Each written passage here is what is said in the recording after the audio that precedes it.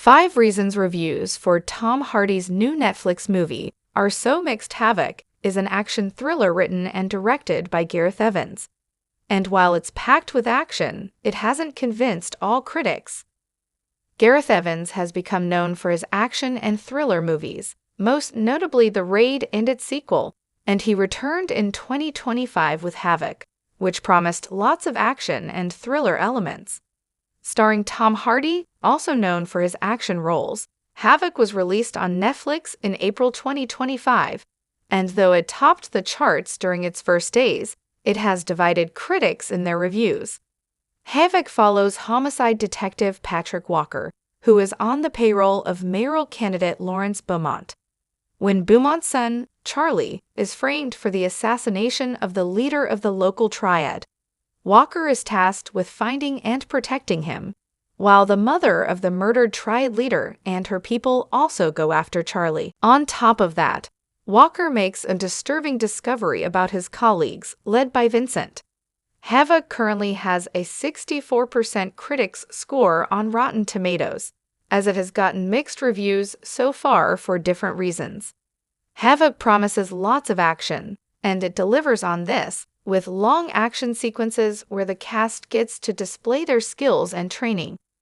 Unfortunately, this isn't much when the story is lacking in many areas. Some critics have called Havoc an action movie for action's sake, as its story lacks setup, world building, and all the characters, including Hardy's Walker, are underdeveloped, and some are even too cliché. Even with these flaws, the plot of Havoc has been labeled as convoluted by many critics, while lacking substance and depth.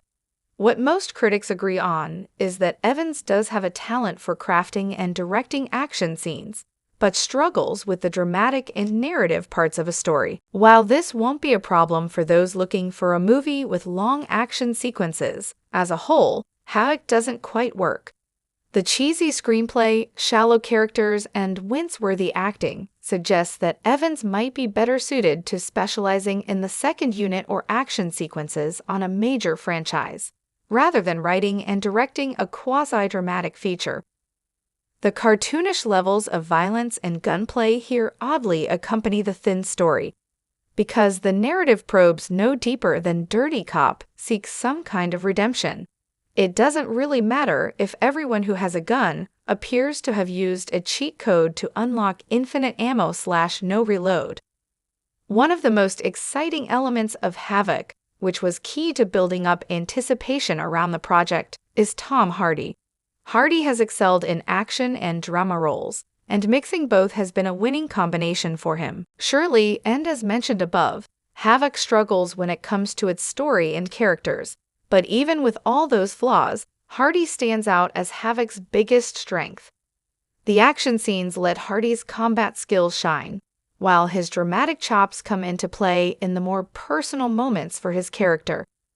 While most critics agree that Havoc's action scenes are impressive, especially that lengthy, massive fight at the club, these are the elements that have divided critics the most.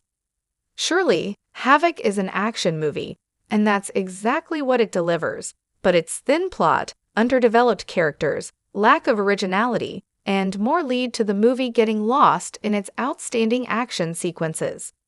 As impressive as some of its action sequences are, they end up being too distracting when the story isn't offering much. The action sequences in Havoc are well choreographed, and some, like the above-mentioned club scene, are impressive.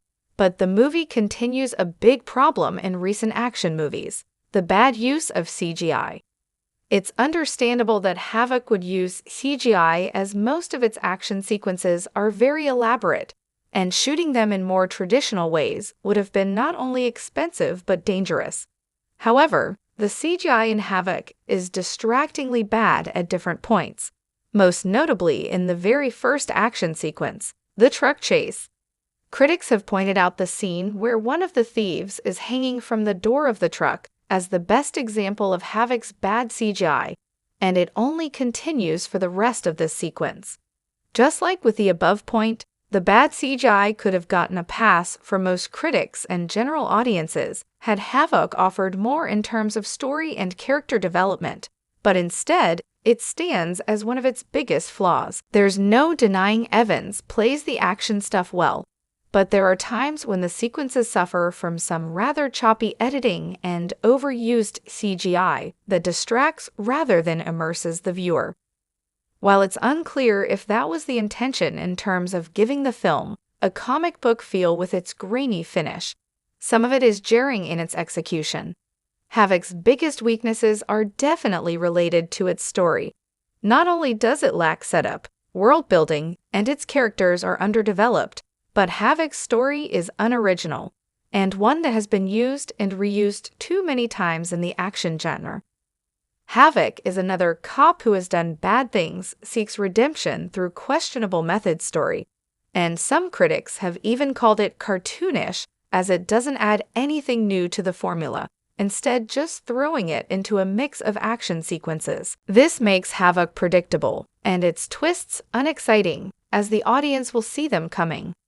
The excitement of Havoc lies in its action sequences rather than its story and characters, and the ending can be predicted after just a couple of minutes into the movie.